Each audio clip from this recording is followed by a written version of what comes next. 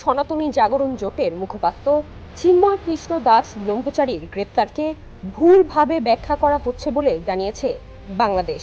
জাতিসংঘ ও জেনেভায় সরকার তথা ইউনিট সরকার সাহেবের কাছে আমরা আমাদের বার্তা পাঠালাম। বার্তা এটাই যে বাংলাদেশে যে চলমান ঘটনা ঘটছে অবিলম্বে এটাকে বন্ধ করতে হবে, যাতে দ্রুত শান্তি ফিরে আসে।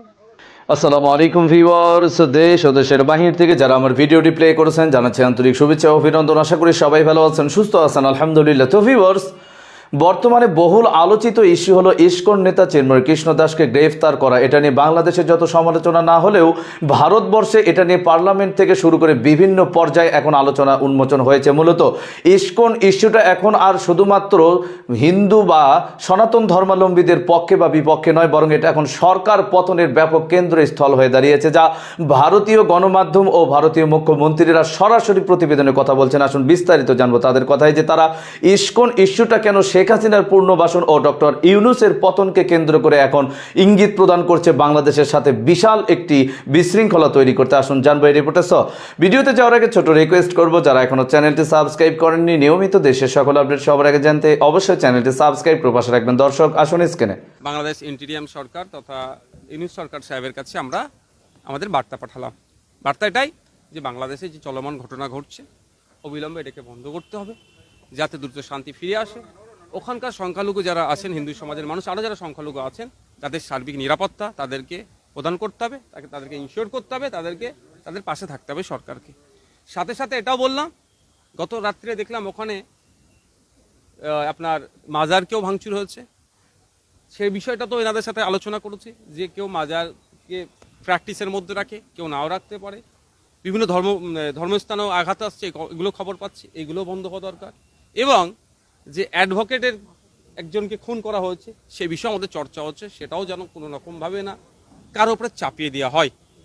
এবং যেটা শুরু করেছিলাম সেটা শেষে বলছি, যেটা শুরু করেছি সেটা হচ্ছে আজকে সকাল থেকে যেভাবে দেখছিলাম আমরা বিভিন্ন শিক্ষা প্রতিষ্ঠান, ইউনিভার্সিটি সামনে বাংলাদেশের কিছু মানুষজন আমাদের দেশের জাতীয় পতাকাকে রেখে হাঁটাচলা করছে, অপমান করছে, এটা আমরা মেনে নিতে পারিনি। আমাদেরকে পীড়া দিয়েছে, ব্যথা দিয়েছে। সাথে সাথে যিনারা ছিলেন, দুজন দায়িত্বশীল অফিসার ছিলেন, তারা আমাদের সাথে সহমত হয়েছে। আমরা বলেছি প্রয়োজনে এটা আপনারা অফিসিয়াল স্টেটমেন্ট দিন আপনাদের সরকারের পক্ষ থেকে। ওনারা বললেন না, এটাও আমাদের নজরে এসেছে, আমরা এটাকে তড়িঘড়ি যাতে না এই ধরনের কোনো ঘটনা ঘটে সেটা আমরা দেখছি।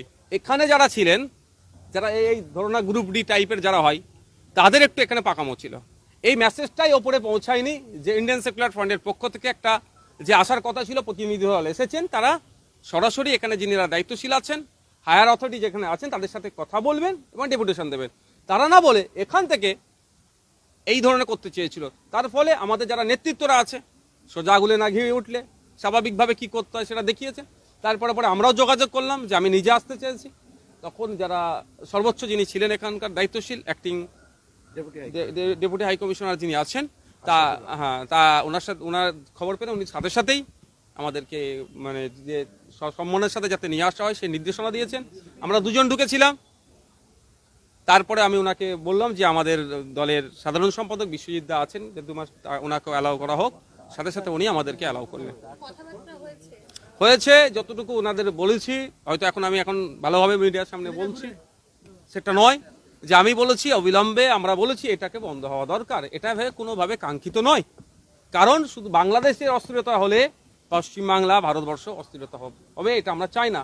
কারণ বাংলাদেশে ইন্ডিয়ার ডেভেলপমেন্ট সাউথ এশিয়ার ডেভেলপমেন্ট হবে। আমরা চাই বাংলাদেশ ইন্ডিয়া যে আমরা ভ্রাতৃত্ব মৈত্রের দেশ, আমরা সেরকমভাবে থাকতে চাই। সুতরাং ওই যে পতাকাকে পায়ের নিচে রেখে কুচলাচ্ছে, এটাকে আমরা মেনে নিতে পারি না। কারণ আমাদের দেশে আমরা বাংলাদেশের পতাকাকে দেখুন না কত সুন্দরভাবে উঠতে দিয়েছি। কেউ তো আমরা বাংলাদেশের এই হাই কমিশনের পতাকা নিয়ে কোনো প্রশ্ন তুলছি না।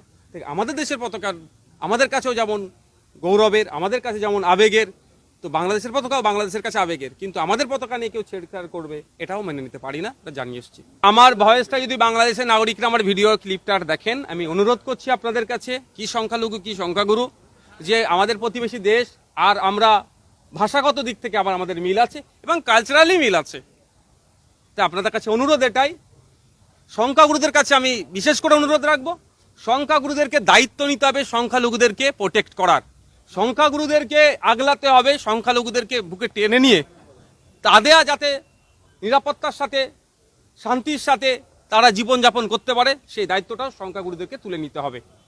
সংখ্যালঘুদের উদ্দেশ্য বলো বাংলাদেশের যে আপনাদের দেশ বাংলাদেশ, তার নিয়ম কানুন সংবিধান সেটাকেও মান্যতা দিয়ে চলবেন। দেখুন, ওই ধরনের কর্মসূচি আমি নিতে পারি না, কারণ দেশের প্রধানমন্ত্রী বা আমাদের দল দেশ চালাচ্ছে না। শুভেন্দু অধিকারী মহাশয় কিভাবে বলছেন না বলছেন বলতে পারবো না, হয়তো তিনি আবেগে বলছেন। আর আজকে মনে হয় ভারত সরকারের এই ধরনের কোনো বিবৃতিও জারি করেছেন আমরা বাণিজ্য বন্ধ করব কি করব না, কারণ এটা অস্বীকার করার কোনো জায়গা নয়। আমাদের দেশের অর্থনীতির একটা অংশ হলেও বাংলাদেশে আমরা বাণিজ্য আমাদের এক্সপোর্ট করে আমরা সেখান থেকে অর্থ আমাদের রেভিনিউ আসে। তো আমাদের শুভেন্দু অধিকারী মহাশয়কে বলবো এটাই যে এই বার্তাটা উনি মিডিয়ার সামনে না দিয়ে উনি ভারত সরকারকে জানাক। ভারত সরকারের পক্ষ থেকে এক্সটার্নাল অ্যাফেয়ার্স মিনিস্টার বলুন বা ফরেন মিনিস্টার বলুন, তার মাধ্যমে এই বার্তা পৌঁছাক যে বাংলাদেশের প্রত্যেকটা নাগরিক কাজ করে সংখ্যালঘু হিন্দু বা আরও যারা আছেন তারা যাতে তাদের নিরাপত্তার সহিত থাকতে পারে এবং বিনা দোষে কাউকে না এই ধরনের দমনপীড়ন করে, তার বার্তা এবং কঠিনভাবে পাঠানো দরকার।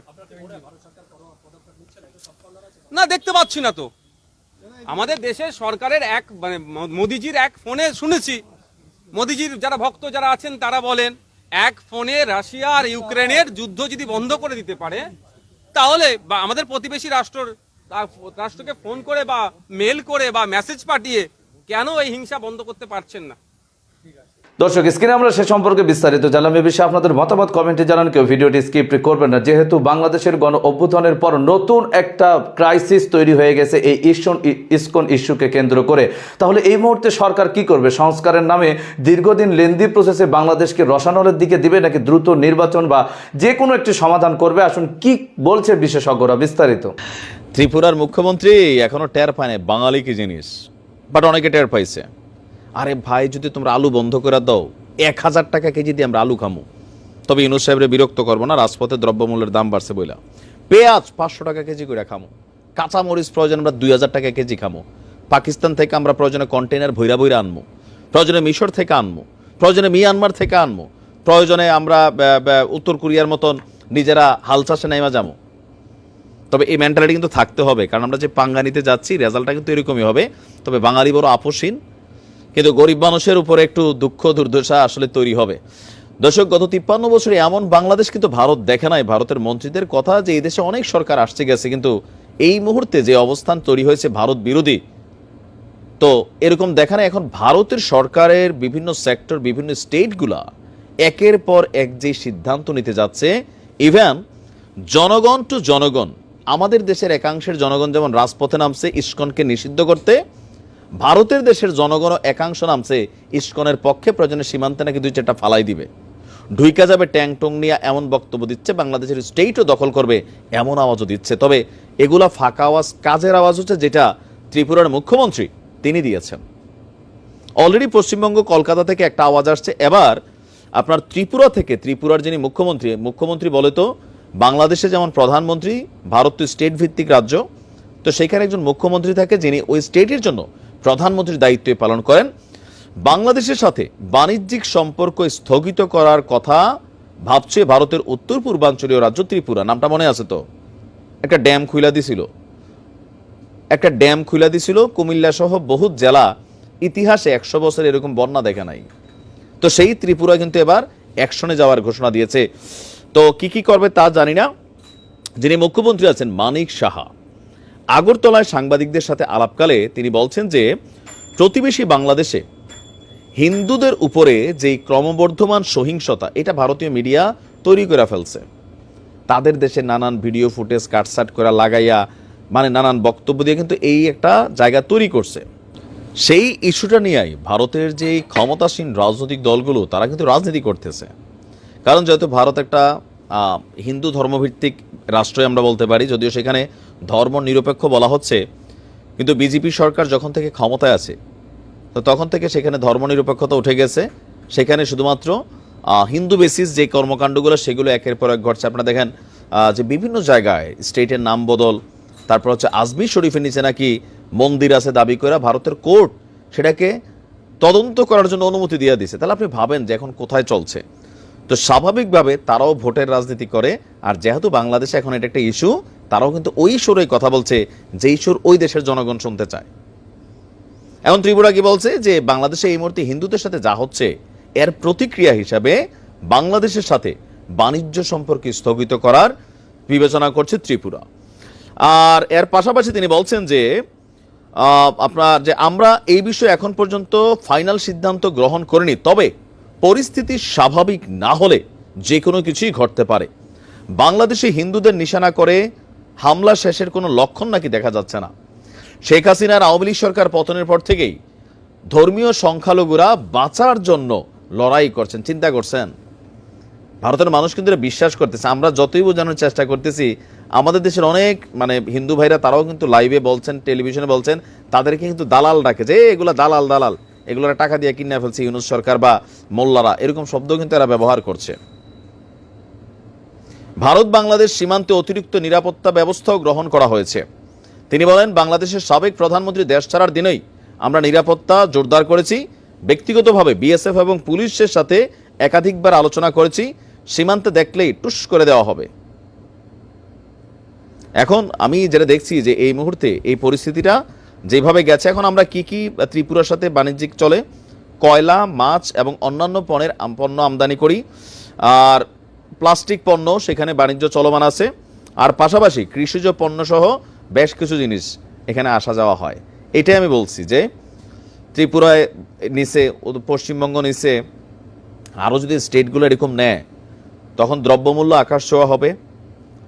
সেটাকে ফেস করার জন্য সরকারের প্রস্তুতি থাকতে হবে, সিন্ডিকেটকে ভাঙতে হবে, অন্য দেশ থেকে এই আমদানি রপ্তানির জিনিস ব্যবস্থা করতে হবে, নয়তো কিন্তু দেশের অবস্থা খারাপ হয়ে যাবে। গরিব মানুষ খেতে পাবে না, দ্রব্যমূল্য আকাশ ছোঁয়া দাম তৈরি হবে। সো সরকারের জায়গা থেকে আপনি দেখেন, সরকার কিন্তু ভারতের ব্যাপারে নমনীয়ই, ইস্কনের ইস্যুতেও কিন্তু নমনীয়তা প্রকাশ করছে। বাট বিভিন্ন যে রাজনৈতিক দল গোষ্ঠী বা বিভিন্ন মানুষ যারা ভারতের ইস্যুতে সোচ্চার আছেন, তাদের জায়গাগুলো থেকে ভারতের জনগণ বা ভারতের সরকার কিন্তু রিয়েকশনগুলো দিচ্ছে।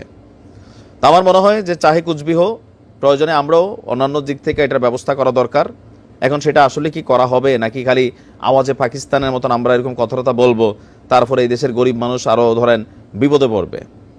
কারণ দর্শক, স্ক্রিনে আমরা সে সম্পর্কে বিস্তারিত জানলাম। সো ভিডিও এই পর্যন্ত, ভালো লাগলে লাইক অ্যান্ড কমেন্ট করবেন এবং দেশের সকল আপডেট সবার আগে জানতে অবশ্যই চ্যানেলটি সাবস্ক্রাইব করে পাশে রাখবেন। দেখা হবে পরবর্তী ভিডিওতে ইনশাআল্লাহ। আসসালামু আলাইকুম ওয়া রাহমাতুল্লাহ।